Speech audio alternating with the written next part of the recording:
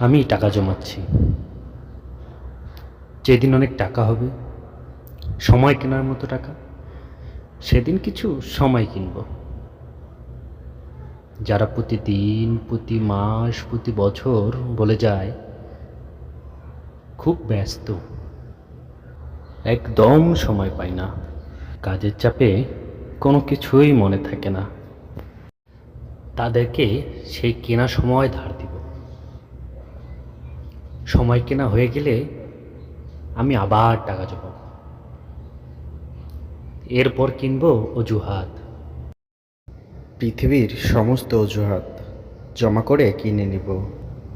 সময়ের অভাবে অজুহাতের কারণে কেউ যেন তার প্রিয় মানুষদের ভুলে না যায়।